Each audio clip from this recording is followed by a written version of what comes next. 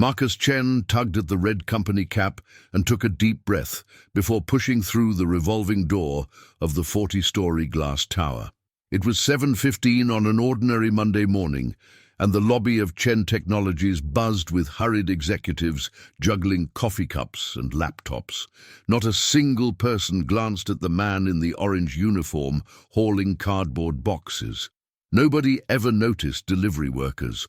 Rafael Mendez, who'd been head of security for 6 years, looked up from the magazine he was pretending to read and immediately frowned. The delivery guy stood near the elevators, scanning the area like he was searching for someone. Rafael felt that familiar itch at the back of his neck, that rush of power that came whenever he spotted someone out of place, someone he could crush. "Hey, you!" Rafael's voice cracked through the marble lobby like a whip. Several heads turned. Marcus pivoted slowly, keeping his expression blank. "Yeah, you. What the hell are you doing standing there like a damn lamppost?" Marcus took 2 steps toward Rafael, maintaining the hunched posture of someone who spent their days hauling weight. "Morning, sir. I'm the new temp delivery guy, here to drop off the internal shipment of—" "I didn't give you permission to speak." Rafael rose from his chair behind the security desk, all 6 feet 3 inches of him, advancing like a charging bull. "There's protocol here. There's procedure. First you come here, show ID, get a temp badge. Either you're stupid or you're up to something. Which is it?" The silence that fell over the lobby was thick and heavy. 12 employees froze mid-stride, 3 stifled laughs. One intern pulled out her phone to record. Marcus felt humiliation burn through him, but kept his mask perfectly in place. You didn't build a $4 billion tech empire by losing your cool under pressure. "I apologize, sir. It's my first day. Nobody explained the—" Marcus started, but Rafael was already inches from his face. "Nobody explained because people like you don't deserve explanations. You walk into this building worth more than you'll earn in 10 lifetimes and think you can stroll around like you own the place?" Rafael jabbed his index finger into Marcus's chest, hard enough to hurt. "I'm going to teach you respect, son. Because clearly your mother didn't do that job right." Marcus clenched his jaw, but didn't step back. He catalogued every detail. The knockoff Rolex on Rafael's wrist, the cologne too expensive for a security manager's salary, the professionally manicured nails, the $200 Italian shoes, all wrong, all beyond the means of someone making $9,000 a month. "Now grab those pathetic boxes, go back to your cart outside, and wait until I authorize you to enter. And when I authorize you, if I authorize you, you come crawling in here grateful. Got it, or do I need to draw you a picture?" Rafael spat the words, savoring each syllable. Marcus lowered his head in rehearsed submission. "Yes, sir. Sorry for the trouble." He picked up the boxes and started walking back toward the door, each step slow and deliberate, while his mind raced at maximum speed. But Rafael wasn't finished. "And take a good look at the people around you. They're the ones building real things in this world. You just haul what important people create. Don't forget it." A nervous laugh echoed from somewhere near the elevators. Someone whispered something about the poor delivery guy. Nobody intervened. Nobody said this was wrong. Marcus burned every face into the photographic memory that had made him a programming genius at 17. He'd know exactly who laughed, who filmed, who stayed silent. And in exactly 48 hours, every single one of these people would understand the true meaning of consequences, because Rafael Mendez had no idea that the delivery guy he'd just humiliated wasn't just the owner of Chen Technologies. Marcus was here to dismantle a corruption scheme that would put 12 people behind bars, destroy careers that took decades to build, and prove that real respect has absolutely nothing to do with the uniform you wear. Marcus Chen's revenge would be cold, methodical, and utterly devastating. But first, he needed to finish his first day as the invisible man nobody ever noticed. 3 years earlier, when Marcus sold his first artificial intelligence startup to Google for $800 million, his photo graced the Forbes cover with the headline, "The 28-year-old prodigy who revolutionized machine learning." Journalists hounded him for months. Investors begged to join his next ventures. Universities offered tenured professorships.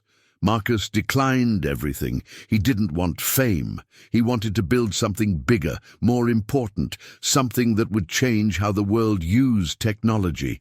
And that's exactly what he did when he founded Chen Technologies 7 years ago, starting from scratch in a 1,400-square-foot office in a rundown commercial building in downtown São Paulo. Today, at 35, Marcus commanded 12,000 employees spread across 17 countries.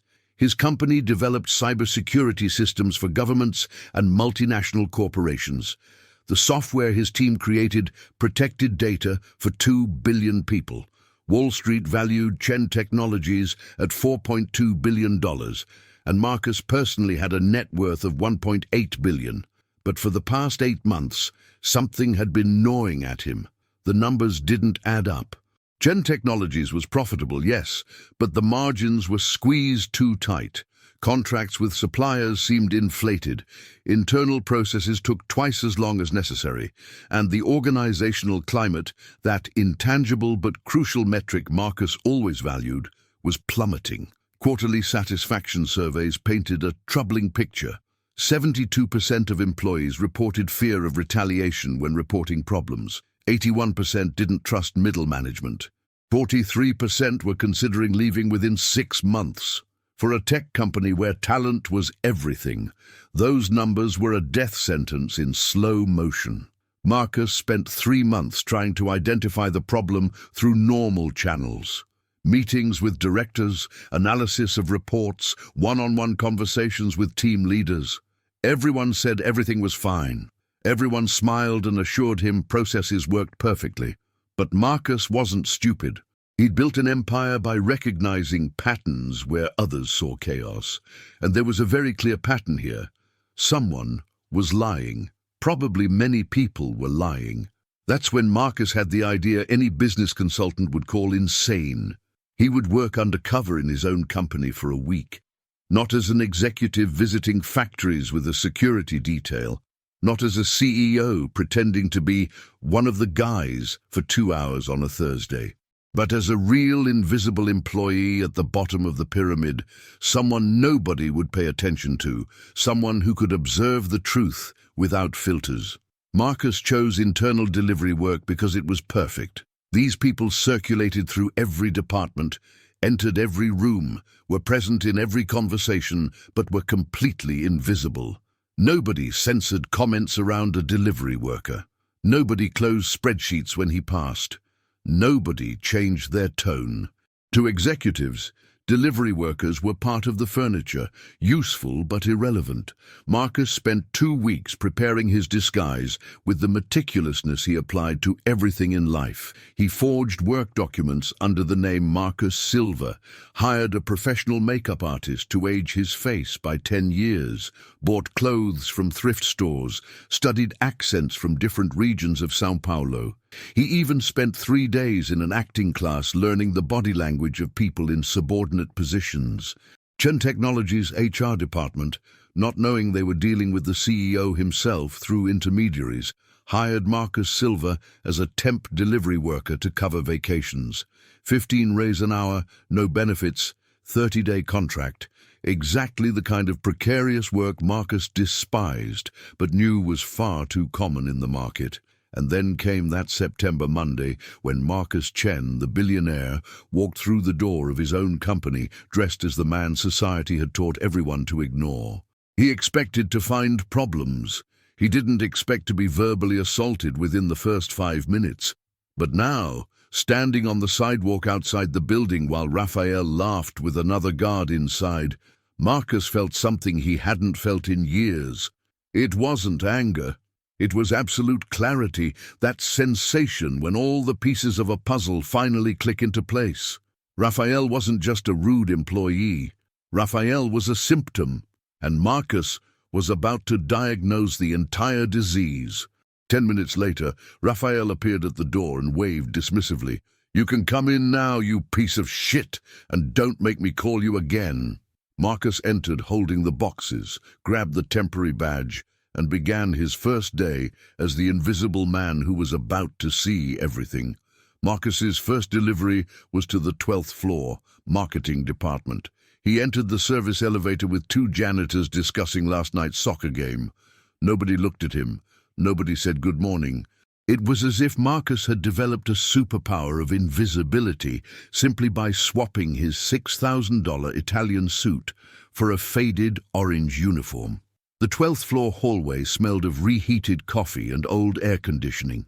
Marcus followed the signs to room 1247, where he was supposed to deliver promotional materials for a product launch campaign. He knocked on the door. No answer. Knocked again. Silence. Marcus turned the handle slowly. The door was unlocked. He entered, and what he saw made him freeze in the middle of the room, boxes still in his hands, mouth slightly open. Vanessa Rodriguez, marketing director and one of the company's highest-paid executives with a 90,000 reais monthly salary, stood beside a conference table. In front of her, hunched in a chair, sat Anna Carolina, a 22-year-old intern Marcus recognized from HR reports. "You're so incompetent, it physically nauseates me to look at your face." Vanessa spat the words while circling Anna like a predator. "I asked for the metrics report at 9 in the morning. It's 9:37. Can you do basic math, or do I need to draw you a clock?" Anna had tears streaming down her face, but tried to maintain composure. "I sent it at 8:53, Vanessa. It's in your inbox. Don't interrupt me when I'm speaking, you useless brat." Vanessa grabbed a coffee cup from the table and poured the hot contents over the papers in front of Anna. The dark brown liquid spread, destroying documents, dripping onto the floor.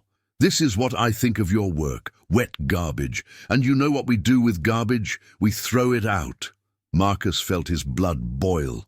He'd seen plenty of bad things in business: hostile takeovers, corporate betrayals, industrial espionage. But never at any point in his career had he tolerated psychological abuse of employees. This wasn't leadership. This was sadism. Anna quickly wiped her tears when she realized someone was at the door. Marcus kept his expression neutral, like someone who saw this kind of scene every day and had learned not to get involved. "Sorry to interrupt. Here to deliver materials for the campaign." Vanessa didn't even look in his direction. "Leave it anywhere and get out. And close the door." She turned her attention back to Anna. "You have two options, sweetheart. Either learn to do the job right or go back to the gutter you came from. Public universities don't teach excellence. They teach mediocrity. And I don't accept mediocrity on my team." Marcus placed the boxes in a corner, but before leaving, looked directly at Anna and made a discreet nod, a silent signal of solidarity. Anna seemed to notice, but quickly looked away. Marcus left, closed the door, but didn't walk away. He stood outside, listening. "Now pick up all this garbage, clean this table, and redo the report from scratch. I want it on my desk in an hour, or you can go to HR and resign yourself. And if you're going to cry, do it in the bathroom. I don't have patience for drama." Vanessa's voice was pure ice. Marcus heard a chair scraping. Quick footsteps. The door opened, and Anna rushed out, still clutching coffee-soaked papers, tears flowing freely now that she was out of the room. She passed right by Marcus without seeing him, turning down the corridor toward the bathrooms. Marcus waited 30 seconds, then followed in the same direction. The 12th floor women's restroom was empty, except for Anna, who was leaning over the sink, shoulders shaking with silent sobs. Marcus knocked lightly on the door before entering. "Hey, you okay?" Anna turned, startled, quickly wiping her face. "You can't be in here. This is the women's bathroom." "I know, sorry, but I saw what happened in there and—" Marcus paused, choosing his words. "Nobody deserves to be treated that way. Nobody." Anna gave a bitter laugh. "You must be new here then. This is normal. Vanessa treats everyone like this, especially interns, especially women, and especially anyone from public universities like me. And nobody does anything? Nobody complains to HR?" Marcus asked, genuinely shocked even though he suspected the answer. "Do what? HR is her personal friend, the other directors too, and Raphael, that psycho guard downstairs, he's like their attack dog. If you complain, the next day you're marked. They transfer you to the worst department, cut your hours, invent reasons to fire you. That's how it works when you don't have protection here. Anna dried her face with paper towels, fixing her smudged makeup. Sorry for unloading on you. You probably have your own problems. Marcus wanted to scream that he owned the company, that this would end today, that Vanessa would be out in 2 hours. But he bit his tongue. If he revealed his identity now, he'd lose the only advantage he had, invisibility. I know it seems hopeless, but keep this. He pulled out one of his fake business cards as Marcus Silva and wrote his personal cell number on the back, the one even his executive assistant didn't know. If you need real help, call me. And I mean real help. Anna looked at the card, confused. You're a delivery guy. How can you? Just trust me. Please. Marcus held her gaze for 3 seconds. There was something in the intensity of his eyes that made Anna pocket the card without further questions. Thanks. I think you're the first person at this company who's been nice to me since I started 6 months ago. Anna managed a weak smile. Marcus left the bathroom feeling the weight of every word Anna had spoken. This is normal here. The big bosses do whatever they want when you don't have protection. The entire system was broken, and he'd been sleeping soundly in his 3,000-square-foot penthouse in Jardins, while people like Anna suffered daily abuse. But what Marcus didn't know yet, what he would discover in the next 72 hours, was that psychological abuse was just the tip of the iceberg. Vanessa and Raphael weren't just cruel, they were criminals. And the corruption network they commanded was so large, so sophisticated, and so deeply rooted in Chen technologies that Marcus would need every ounce of intelligence he possessed to dismantle it without them realizing until it was too late. The second delivery of the day took Marcus to the 17th floor, finance department. He carried a sealed box of documents that, according to the work order, should be delivered directly to Vanessa Rodriguez. Apparently, besides being marketing director, she also had privileged access to financial files. Strange, but Marcus made a mental note to investigate later. Vanessa's office on the 17th floor was 3 times larger than the one on the 12th. Floor-to-ceiling windows overlooking Paulista Avenue, designer furniture, a leather sofa that cost more than an economy car. For someone with a director-level position, this was executive luxury normally reserved for VPs or C-suite. Marcus knocked on the door. "Come in," came Vanessa's voice, now in a completely different tone than she'd used with Anna. Professional, controlled, almost pleasant. He entered and placed the box on a chair near the door. "Sealed document delivery from finance. Leave it there. You can go." Vanessa didn't even look up from the computer where she was typing frantically. Marcus turned to leave, but then saw something that made his programmer brain go on high alert. On Vanessa's computer screen, visible in a reflection angle on the glass window behind her, was an Excel spreadsheet with numbers that made no sense whatsoever. Hardware supply contracts, 2.3 million.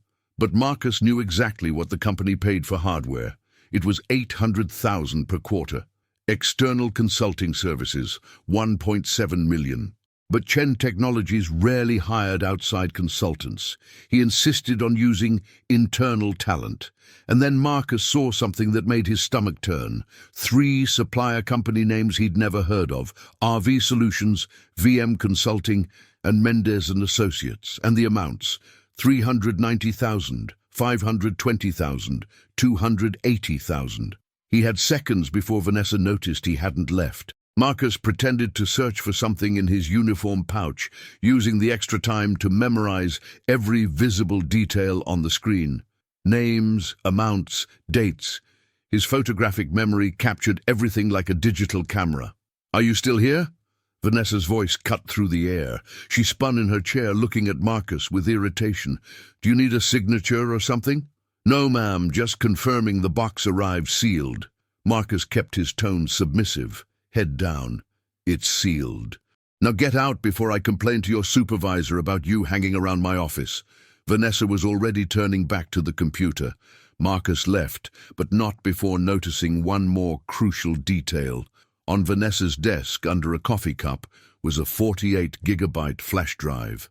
And Marcus recognized that specific model. It was a military-grade encrypted drive that Chen Technologies itself developed and sold only to government clients and financial institutions. It cost 4,000 reais per unit. Why the hell did a marketing director have one of those? In the hallway, Marcus leaned against the wall and took a deep breath. RV Solutions, Raphael and Vanessa's initials. Couldn't be coincidence. He pulled out his personal phone and sent a message to Julian Wu, his CFO, and one of only 3 people in the company who knew about Marcus's disguise. Need complete report on 3 suppliers: RV Solutions, VM Consulting, and Mendez and Associates. Contracts, payments, people behind them, absolute confidentiality, urgent. Julian's response came in 90 seconds. "What the hell, Marcus? Where did you find these names? I've never seen them come through official finance." Marcus felt his blood freeze.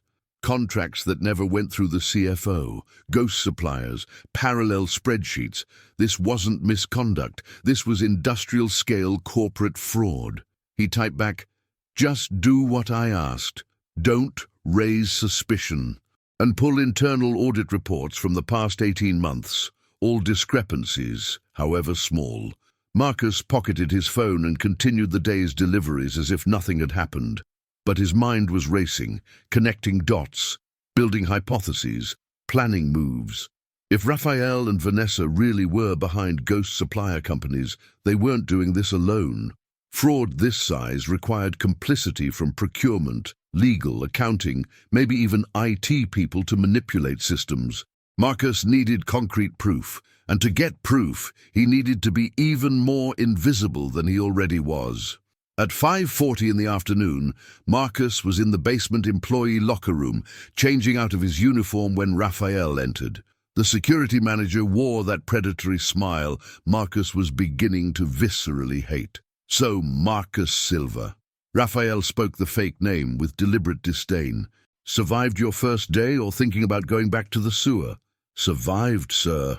Marcus continued removing his uniform, back turned to Raphael. "Funny, I heard you were seen in the 12th floor women's bathroom. Want to explain what a delivery guy was doing there?" Raphael's voice had a sharp edge. Marcus turned, shirt half off. "An intern was sick. I offered to help, that's all."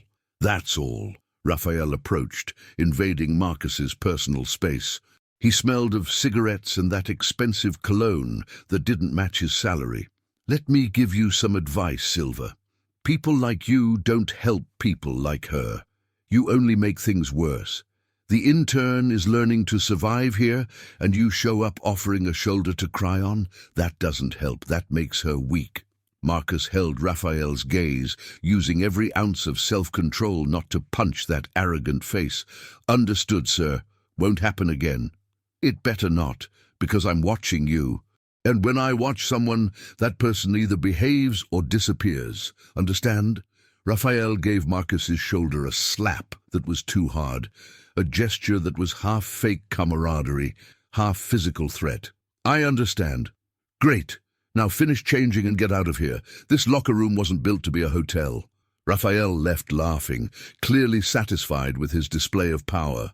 Marcus finished changing in silence, but his hands trembled, not from fear, from controlled rage.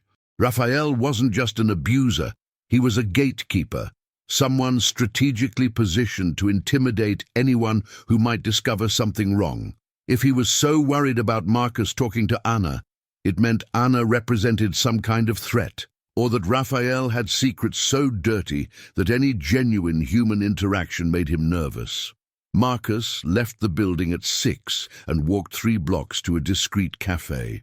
There, Julian Wu waited at a back table, laptop open, looking like he'd just seen a ghost. "You need to sit before I show you this," Julian said, as soon as Marcus arrived. Marcus sat. "Show me." Julian spun the laptop. On screen, a slide presentation with financial data that would give any CFO a heart attack. RV Solutions, VM Consulting, and Mendes and Associates don't officially exist, but they exist in our payment system. In the past 18 months, we've transferred 4.7 million reais to these three ghost companies.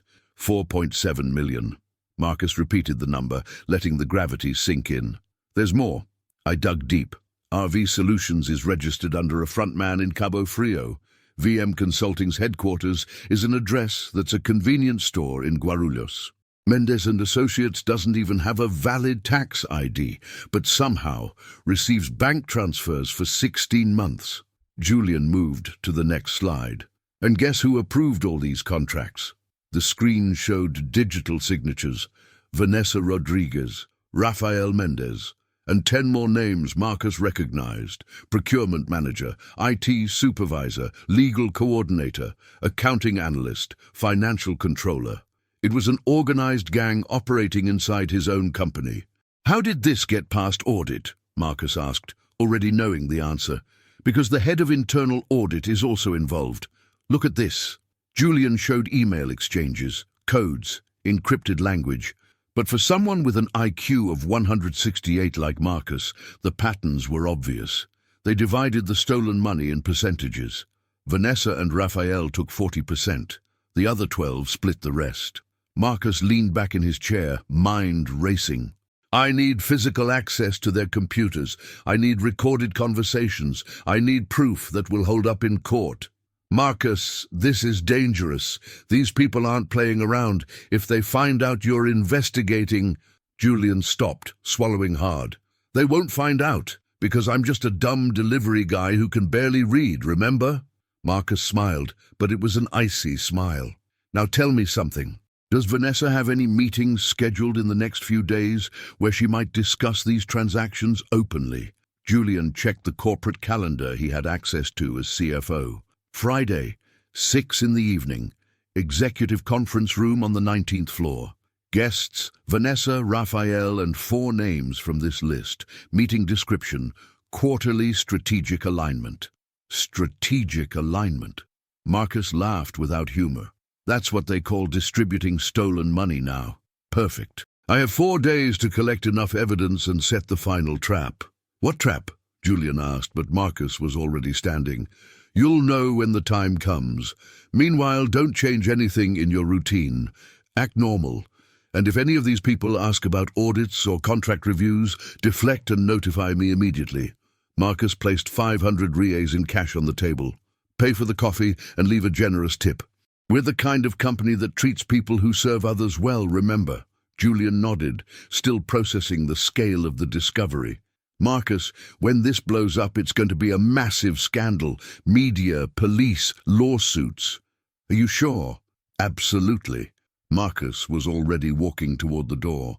Because it's not just about money, Julian. It's about making this company a place where people like Anna don't have to cry in bathrooms. And people like Raphael can't terrorize employees without consequences. If I let this slide, I'm as guilty as they are. Marcus left the cafe as night fell over São Paulo. He had 96 hours to become the best corporate detective the business world had ever seen, and he didn't plan on sleeping much until he succeeded. The next morning, Tuesday, Marcus arrived at work at 6:45, 15 minutes before official hours. The building was practically empty. Perfect. He entered through the back, avoiding Raphael in the main lobby, and went straight to the 19th floor. The executive conference room where Vanessa and the others would meet Friday had a sophisticated security system, but Marcus literally designed that system 3 years ago. He knew exactly where the cameras had blind spots. It took Marcus 12 minutes to install 3 coin-sized microphones in strategic locations, behind the painting on the wall, inside the projector mount, and under the conference table. Professional industrial espionage microphones he bought from a specialty shop for 45,000 reais out of his own pocket.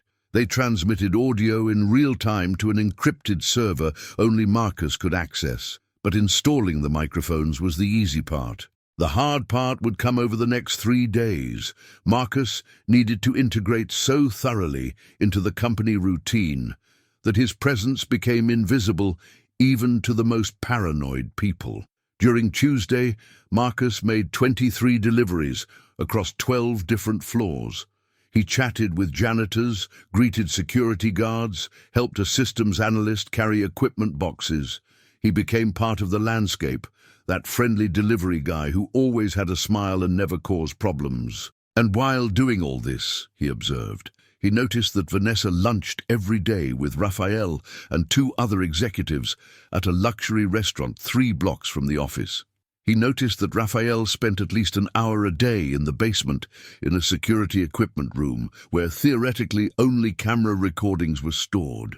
He noticed that the procurement manager, a 52-year-old man named Paulo Henrique, always sent documents for approval outside the official system, using personal WhatsApp. But Marcus also noticed other things. He noticed Anna arriving every day at 7 in the morning, an hour before official hours, because Vanessa required her to prepare adequately for work. He noticed Pedro Alcantara, a shy 27-year-old systems analyst, being publicly humiliated by Raphael at breakfast because he took 5 seconds too long to get out of the way in the hallway.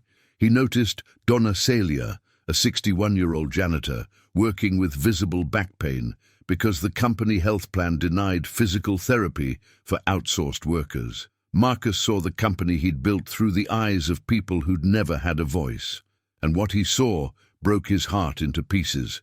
Wednesday afternoon, Marcus was delivering supplies to the IT department when Pedro approached him in the corridors. The analyst looked around nervously before whispering, "Can I talk to you for a minute? In private?" Marcus nodded, and they went to an empty emergency stairwell. Pedro was sweating, hands shaking. "You're the delivery guy who helped Anna in the bathroom, right? She told me. Said you were the first person who was nice to her in months. Just did the right thing." Marcus maintained character.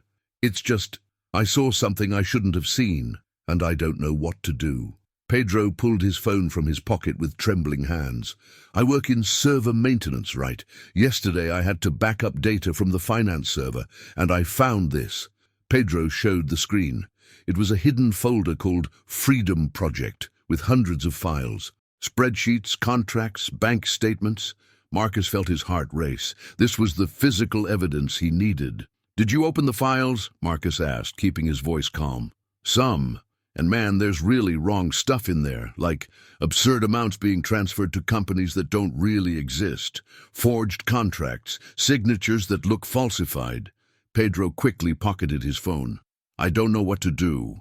If I report to HR, they'll know it was me because access logs show I accessed the server. And if they're stealing millions, what will they do to me?" Marcus placed his hand on Pedro's shoulder. "Do you have a backup of those files somewhere safe?" "I do. I copied everything to an external hard drive hidden at my house. I know technically it's a crime, but—" Pedro stopped, swallowing hard. "You just saved this company, Pedro, and you'll be rewarded for it. But I need you to trust me."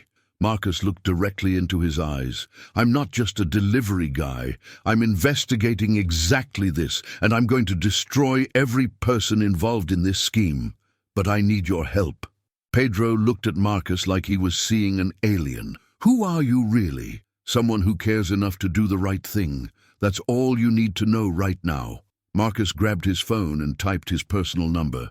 "Give me remote access to that hard drive tonight. I'll analyze everything. And Pedro, don't talk about this with anyone. Literally anyone. Not family, not girlfriend, not a priest in confession. These people are dangerous." Pedro nodded, still processing. "Okay, I trust you. Don't know why, but I do." They left the stairwell at different times. Marcus returned to his deliveries with his heart pounding so hard he could hear his own pulse. Pedro had just handed him the nuclear bomb that would destroy the entire criminal operation. Now it was just a matter of time. But at 4:30 in the afternoon, something went very wrong. Marcus was in the underground parking garage loading boxes onto the delivery cart when he heard heavy footsteps behind him. He turned, and Raphael was there, accompanied by two security guards Marcus didn't recognize. The kind of security that didn't work at tech companies, the kind that worked in places where questions weren't welcome. Marcus Silva. Raphael spoke the name with a smile that didn't come close to reaching his eyes. You've been a very dedicated delivery worker. Always around, always helping people, always in the right place at the right time. Too much, I'd say. Marcus sensed immediate danger but stayed calm. Just doing my job, sir. Your job, of course. Raphael approached, the two guards flanking Marcus on both sides. So explain to me why you were seen talking to Pedro from IT in the emergency stairwell today. A very private conversation, it seems. Pedro asked for my opinion on a personal problem. Family matter. Marcus lied without hesitation. Family matter. Interesting. Raphael was now inches from Marcus's face. Because the funny thing is, Pedro is one of our most loyal employees. He doesn't usually open up to strangers. And suddenly, he's having secret conversations with a temp delivery guy who appeared out of nowhere. One of the guards stepped closer. Marcus assessed his options. He had martial arts training, had been a judo champion in college, but it was 3 against 1 in an empty parking garage. If things got physical, someone could get seriously hurt. Look, Raphael, I don't want trouble. If my presence here is causing any inconvenience, I can resign now and... Marcus tried to defuse the situation. Raphael shoved Marcus against the concrete wall with brutal force. Marcus's head hit, pain exploding at the base of his skull. You think I was born yesterday, Silva? You think I don't know when someone's sniffing around where they shouldn't be sniffing? Marcus raised his hands in surrender. I don't know what you're talking about. You don't know. Raphael punched the wall inches from Marcus's face. Then let me explain how things work here. There are people who command, and there are people who obey. You're in the second group. And when the second group starts asking questions, having private conversations, showing up in inconvenient places, they stop being useful. And what do we do with what's not useful? Before Marcus could answer, Raphael landed a punch in his stomach. Marcus doubled over breathless, fighting not to vomit. The pain was sharp, intense, real, and for the first time in years, Marcus felt genuine fear. This is a warning, the only warning you'll get. Raphael grabbed Marcus by the hair, forcing him to look up. You have 2 choices. Either you finish your temp work week being an exemplary delivery guy who sees nothing, hears nothing, and says nothing, or you disappear. And when I say disappear, it's not a metaphor. Raphael released Marcus, who fell to his knees on the concrete floor. The 3 men started to walk away, but Raphael turned one last time. Oh, and if you think about going to the police or pulling any stunts, remember we have cameras everywhere. We know where you live, Silva. We know everything about you. They went up the stairs, leaving Marcus alone in the parking garage, doubled over in pain. He stayed there for 5 minutes, breathing slowly, waiting for the nausea to pass. Then he did something that would surprise Raphael if he knew. Marcus smiled. Because what Raphael didn't know, what none of them knew, was that Marcus had recorded everything. The phone in his pocket had been recording since the moment he heard the footsteps. Physical assault, explicit threats, implicit admission of criminal activities, all in crystal-clear audio.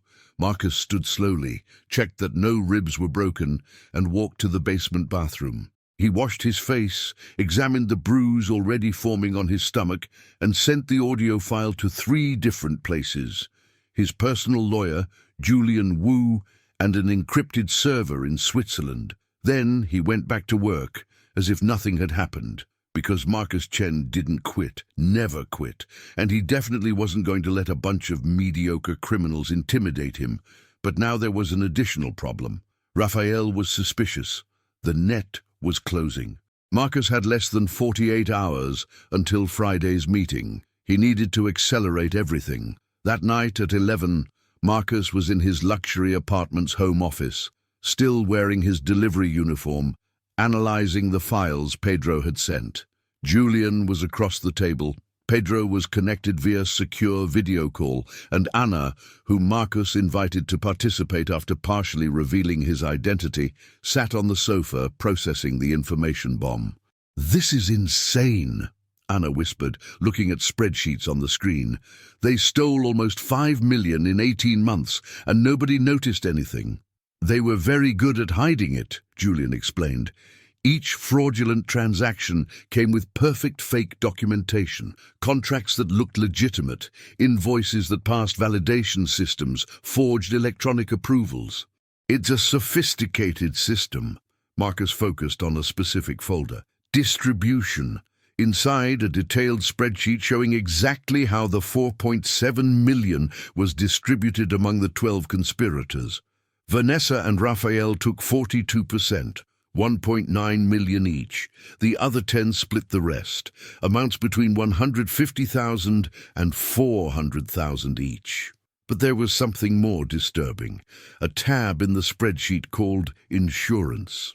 Marcus clicked. It was a list of employees who had caused problems over the past 2 years. 23 names. Next to each name, a note. Fired, fabricated just cause. Transferred, dead-end department, removed, invented psychological problems. And there, in the middle of the list, Marcus saw the name that made his blood boil.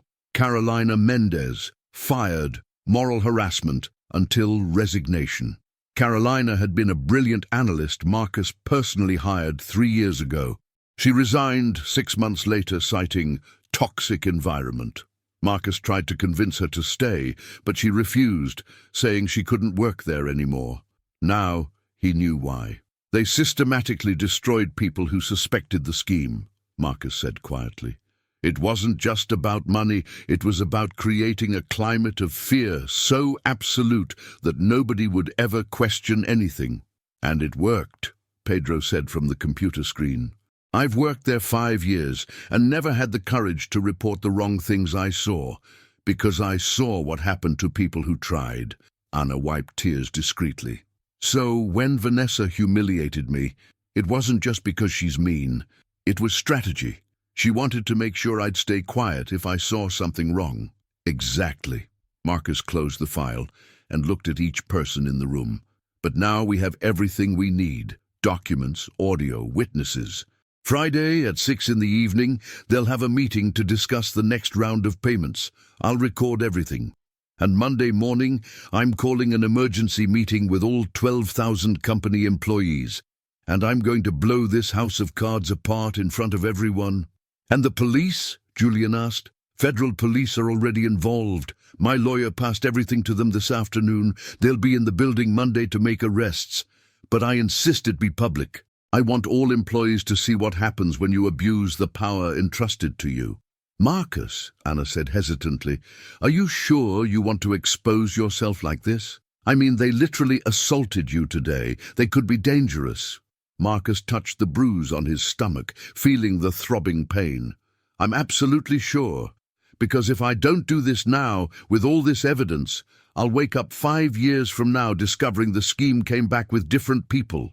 This rot needs to be ripped out by the roots, and it needs to be so public, so devastating, that nobody ever thinks about doing something similar at this company again." They worked until 4 in the morning, organizing all the evidence, preparing presentations, coordinating with lawyers and federal police. When Marcus finally went to sleep, he dreamed about Raphael's face, realizing that the dumb delivery guy was actually the billionaire who was about to destroy his entire life. Thursday passed in slow motion. Marcus continued making deliveries, but every interaction with Raphael was loaded with tension. The security manager watched him constantly, waiting for any slip. Marcus gave none. He was the perfect delivery guy, punctual, polite, invisible, but inside he was counting the hours. 27 hours until the conspirators' meeting, 63 hours until the final revelation. Friday morning, Marcus arrived at work with a knot in his stomach. Today was the day. He checked the hidden microphones in the conference room through the app on his phone, all functioning perfectly, full battery, strong signal. At 5:45 in the afternoon, Marcus was positioned in a supply closet on the 19th floor, 50 feet from the executive conference room. He had a ready excuse if anyone found him. He was looking for printer paper, but nobody looked for him. The floor was empty except for the conspirators who were starting to arrive. At 5:57, everyone was assembled. Marcus put on headphones and opened the recording app. Audio began flowing crystal clear. "Thanks for coming, everyone." Vanessa's voice, professional tone, but with a smile Marcus could imagine. "Let's get straight to the point because I have dinner at 8. The quarter was excellent. We closed 1.2 million in ghost contracts. The distribution will be as follows." For the next 43 minutes, Marcus heard every detail of the criminal operation being discussed openly. They talked about how they forged contracts, how they manipulated approval systems, how they divided the money. Raphael bragged about scaring that nosy delivery guy this week. Vanessa laughed about making the stupid intern cry again. They discussed the next target, a fictitious 2 million reais contract with a consulting company that existed only on paper. They discussed how to deal with an external auditor who was asking too many inconvenient questions. Raphael's suggestion was literal. "We can have someone talk to him more persuasively, if you know what I mean." It was even worse than Marcus imagined. It wasn't just financial fraud. It was intimidation, implicit threats of violence, an entire system of corruption and abuse. The meeting ended at 6:40. Marcus heard chairs scraping, casual goodbyes, laughter, as if they'd just left a normal business meeting instead of a criminal conspiracy.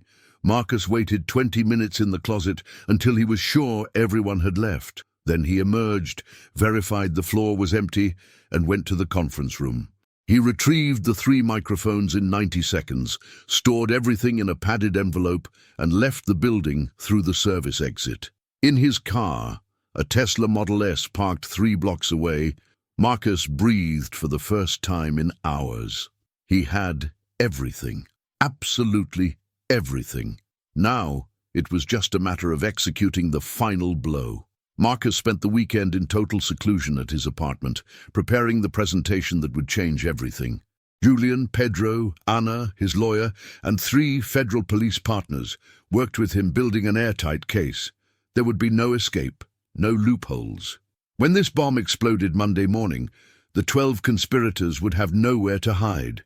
Monday, Marcus woke at 5 in the morning, did a full boxing workout to burn adrenaline, took a cold shower, and put on his best suit, an 18,000 reais, charcoal grey Hermenegildo Zegna.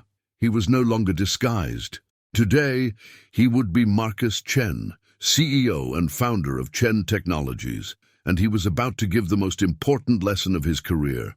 At 7:30, Marcus sent an emergency summons to all 12,000 employees.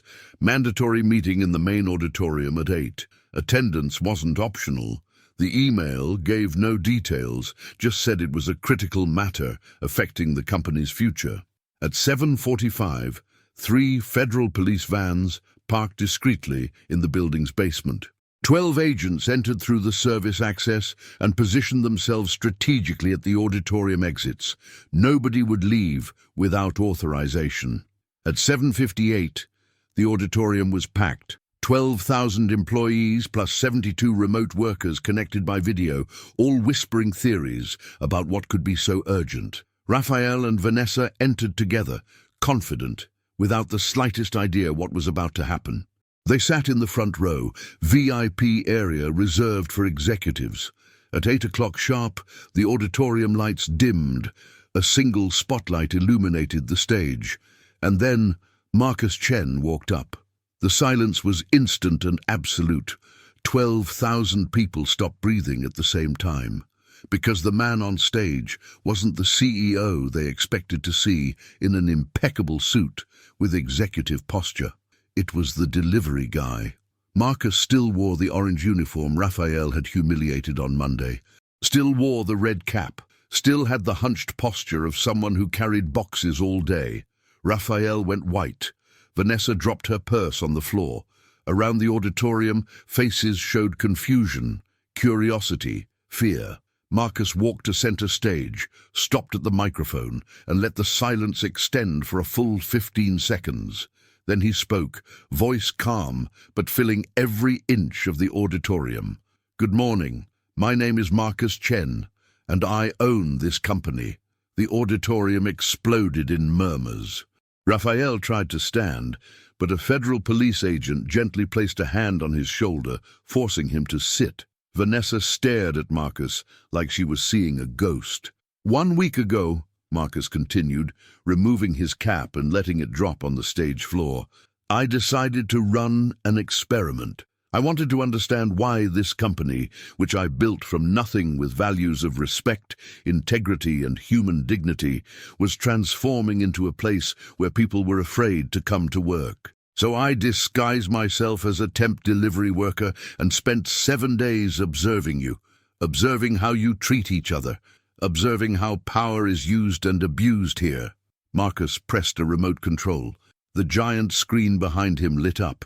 Video of Raphael humiliating Marcus in the lobby appeared in 4K resolution. Crystal clear sound, every word of contempt preserved forever. "This is Rafael Mendez, security manager. He earns 9,000 Rs a month to ensure the physical security of this building. But as you can see, he uses that position for something different. He uses it to humiliate, to intimidate, to make people feel small." The video changed. Now it was Vanessa pouring coffee on Anna's documents, Anna crying, Vanessa laughing. Several employees in the auditorium stood, outraged. "This is Vanessa Rodriguez, marketing director. She earns 90,000 Rs a month and uses that power to psychologically torture an intern who earns 2,000 Rs. Because she can. Because nobody ever stopped her." Marcus let the videos roll for 3 more minutes. Every humiliation, every abuse, every moment where power was used to destroy instead of build. The auditorium was in absolute silence now, 12,000 people processing the brutality that happened in the hallways every day. Then Marcus turned off the videos. The screen went black. He waited. 5 seconds. 10. 15. "But the abuse," Marcus said slowly, "was just the beginning of what I discovered. New image on screen. Spreadsheets, contracts, bank transfers, everything in font large enough for everyone to see. Raphael and Vanessa, along with 10 other people in this company, operated a corporate fraud scheme. They created ghost companies, forged contracts, stole 4.7 million Rs over 18 months. Money that should have gone to salaries, benefits, technology investment. Money that should have been yours." The auditorium exploded. Screams, curses directed at Raphael and Vanessa. Employees stood pointing, demanding justice. Marcus let the anger flow for a minute. Then he raised his hand, asking for silence. The crowd obeyed, but the temperature in the auditorium had changed. It had gone from confusion to absolute fury. "During the week I spent disguised," Marcus continued. "You revealed to me who you really are when you think you're talking to someone without power. And I saw wonderful things. I saw Anna helping a fellow intern at 11 at night, even after being humiliated all day. I saw Pedro from IT risking his safety to expose corruption. I saw Donna Celia, our janitor, working in pain because she needs the job to pay for her sick husband's treatment." The camera focused on Anna, Pedro, and Donna Celia in the auditorium. All 3 looked shocked to be mentioned. "But I also saw you," Marcus pointed to the audience, "who laughed when Raphael humiliated me. You who filmed. You who stayed silent when you witnessed abuse. You who chose convenience over courage." The discomfort in the auditorium was tangible now. People looked away. Some even looked at their own phones, knowing they had recordings of the initial humiliation. "I'm not going to fire you," Marcus said, "but I want you to understand something fundamental. Starting today, moral cowardice is no longer tolerated at Chen Technologies. Witnessing abuse and doing nothing is complicity, and complicity has no place here." Marcus pressed the remote again. Audio from Friday's meeting started playing. Vanessa and Raphael's voices discussing how to divide stolen money, how to intimidate employees, how to deal with the problematic auditor. Vanessa started crying. Raphael tried to stand again, but this time 3 federal police agents approached. "Rafael Mendez, you're under arrest for corporate fraud, criminal association, money laundering, and intimidation with threat of violence. You have the right to remain silent." The handcuffs gleamed under the auditorium lights. 12,000 people watched in absolute silence as Raphael, the man who had terrorized so many of them, was handcuffed and escorted out of the auditorium. His posture was completely different now, shoulders slumped, head down. The predator had become prey. Vanessa was next, then Paulo Henrique from procurement, then the audit chief. One by one, the 12 conspirators were arrested in front of all the company's employees. There was no way to hide, no way to pretend it didn't happen. Justice was public, brutal, and absolute. When the last conspirator was removed, Marcus returned to the microphone. He had tears in his eyes now, the emotion of the week finally catching up.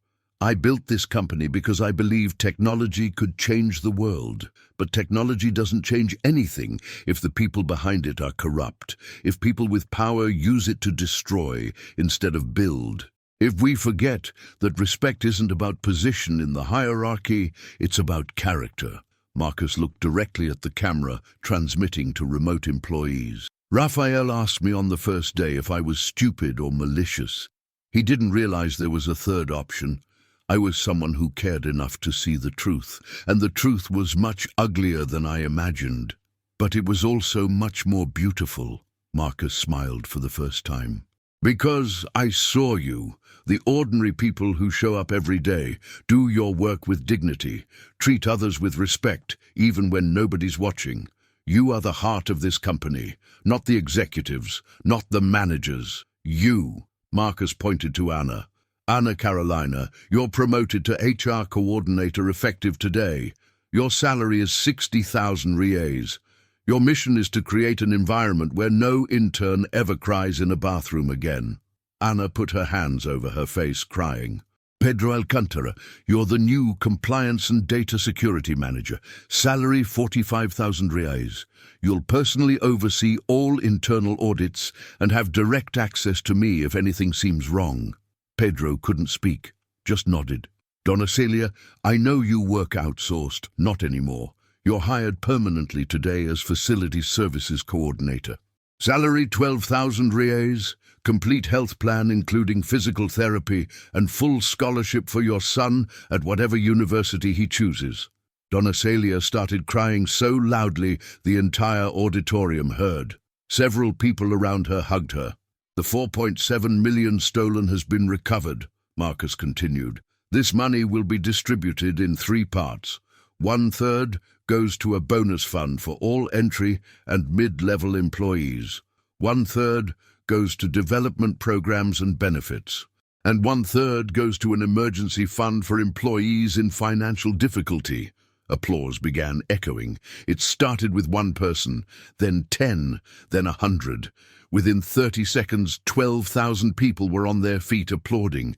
The sound was deafening, emotional, cathartic. Marcus let the applause continue for 2 full minutes. Then he raised his hand, asking for silence once more. "I have one last thing to say, and this is the most important." Marcus removed the delivery uniform, left wearing just a white t-shirt underneath. "For 7 days, you treated me based on what you thought I was. Some of you were kind. Many of you ignored me. Some of you were cruel. And all those reactions said much more about you than about me. True respect isn't about position. It's about recognizing humanity in every person you meet. It's about treating the delivery guy, the janitor, the intern, with the same dignity you treat the CEO. Because in the end, we're all just people trying to survive, trying to do decent work, trying to go home at night and look in the mirror without shame." Marcus paused, letting the words sink in. Raphael and Vanessa didn't destroy their own lives because they stole money. They destroyed them because they showed they were always capable of humiliating anyone they considered inferior. The money was just a consequence of already broken character. And that, my friends, is the difference between temporary authority and true respect. Authority you get with a title. Respect you earn with actions. One can be taken away in a second. The other lasts a lifetime. Marcus looked around the auditorium, making eye contact with hundreds of people. So I ask each of you, when you think you're talking to someone without power, how will you choose to act? Because that choice defines who you really are. The silence that fell was different now. It wasn't fear. It was reflection. 12,000 people confronting their own choices, their own moments of cowardice or courage. Chen Technologies will no longer be a place where power is used to destroy. It will be a place where power is used to build, where leadership means serving, not dominating, where respect is given to everyone, not just those who can return it. Marcus picked up the uniform from the floor and held it high. And if I ever forget this lesson, I'll put this uniform back on and come work with you, because you keep me honest. You remind me why I do this. Marcus placed the uniform over his shoulder and started walking toward the stage exit. But before leaving, he turned one last time. Oh, and for those who filmed my humiliation on the first day and posted it on social media thinking it was funny, I hope you watch that video again and think about what kind of person you want to be, because I guarantee you, Raphael thought it was funny too until the handcuffs clicked. Marcus left the stage. The auditorium remained silent for 15 seconds. Then someone shouted, "Thank you, Marcus." Another voice, "We won't let you down." And then, again, applause. Louder, more intense, more genuine than before. 3 months later, the Chen Technology story had spread throughout the tech industry. TechCrunch published a cover article. The billionaire CEO who worked undercover and exposed corruption in his own company. Forbes ran a special feature on authentic leadership. Harvard Business School added the case to their business ethics curriculum. But more important than the media, the company itself had changed. Satisfaction surveys showed historic numbers. 98% trust in leadership, 41% increase in productivity. Turnover rate dropped from 23 to 6%. Chen Technologies became the most desired tech company to work for in Brazil. Ana implemented a system where any employee could report abuse anonymously directly to an independent committee. In 3 months, 57 cases were investigated, 16 people were fired for inappropriate behavior. The message was clear. Abuse would no longer be tolerated. Pedro created the industry's most rigorous audit system. Every contract over 50,000 reais went through triple verification. Supplier companies were investigated before any deal. There would be no more fraud. Dona Celia became an internal icon. Her story inspired a new policy. Every outsourced employee who worked more than 1 year would be automatically hired permanently if they wanted. 341 people were hired in the first month. Raphael, Vanessa, and the 10 other conspirators were sentenced to terms between 6 and 10 years in prison. They were also forced to return all stolen money, plus fines and interest. Additional civil suits left them completely bankrupt. Raphael lost his house, car, everything. Vanessa had to sell even the jewelry she bought with stolen money. But the real justice wasn't in the prison sentences. It was in the fact that they became permanent examples of what happens when you abuse the power entrusted to you. No tech company in Brazil would ever hire them again. Their careers were destroyed forever. Marcus never worked undercover again. He didn't need to. He'd learned everything he needed to know in that week, and he implemented structural changes that ensured any employee's voice, regardless of level, could reach him. Once a quarter, Marcus randomly selected 20 employees from different departments and levels to have lunch with him. No formal agenda, no filters, just honest conversations about what was working and what needed improvement. He also instituted a rule. Every new executive had to spend a week working in an operational role before assuming their leadership position, not disguised, but actually doing the work, delivering packages, cleaning bathrooms, answering support calls. Because if you couldn't respect the people who did that work, you didn't deserve to lead at Chen Technologies. The story spread beyond the corporate world. 47 other tech companies implemented similar programs. 12 universities developed case studies on the Chen experiment. 3 books were written about authentic leadership using Marcus as the central example. But for Marcus, the real victory wasn't in external recognition. It was in the small things. In the fact that Anna now walked the hallways with confidence. In the fact that Pedro no longer feared raising questions about suspicious processes. In the fact that Donna Celia could pay for her husband's surgery and watch her son graduate as an engineer. It was in the fact that no new Chen Technologies employee would ever be humiliated on their first day. No intern would ever cry in bathrooms. No analyst would have to choose between integrity and job security. Marcus never forgot the feeling of being shoved against that wall by Raphael. The pain in his stomach, the humiliation in the lobby, the invisibility that came with an orange uniform. He kept that uniform framed in his office. Not as a trophy, as a reminder that power without character is tyranny, that position without empathy is oppression, that respect can't be bought, demanded, or faked. It can only be earned through consistent actions over time. And Marcus Chen, the billionaire who built a technology empire, learned his most valuable lesson not at Harvard, not in board meetings, not in million-dollar negotiations. He learned it wearing a 15-rays uniform and being treated like trash by people who should have known better. He learned that people reveal who they really are when they think you have no power over them. And that truth, more than any profit or recognition, changed not just his company, but how he viewed success itself. In the end, Raphael was right about one thing. Marcus really wasn't just a delivery guy, but Raphael was wrong about what that meant. Because deep down, in all the ways that matter, Marcus would always be that delivery guy, the one who carries things for others, the one who serves, the one who remembers that dignity has no price tag and respect has no hierarchy, and that perhaps is the only definition of leadership that truly matters.